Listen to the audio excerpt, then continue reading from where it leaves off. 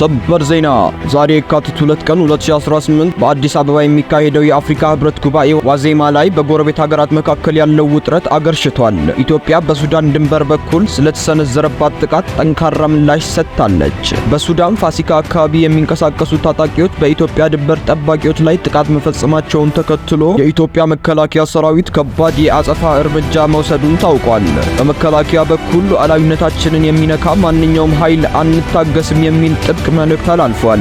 በሰሜን ኢትዮጵያ ድንበር አካባቢ የኤርትራ ሰራዊት ተጨማሪ ኃይል እያሰባሰበ መሆኑ የሳተላይት ምስሎች ማሳየታቸው ተሰምቷል። ይህን ተከትሎ የአሜሪካና የአውሮፓ ህብረት ዲፕሎማቶች በአዲስ አበባ አስቸኳይ ስብሰባ እያደረጉ ይገኛሉ። ዓላማውም በሁለቱ ሀገራት መካከል ሊቀሰቀስ የሚችለውን ጦርነት ለመከላከል ነው ተብሏል። በአዲስ አበባ የሚካሄደው 39ኛው የአፍሪካ ህብረት የመሪዎች ጉባኤ ነገ በይፋ ይከፈታል። ለዚህም ሲባል በከተማዋ ያለው የጸጥታ ጥበቃ በከፍተኛ ሁኔታ ተጠናክሮ ይቀጥላል። በየሰዓቱ የሚወጡ አዳዲስ መረጃዎችን ለማግኘት ቻናላችንን ሰብስክራይብ ማድረግ እንዳይረሱ።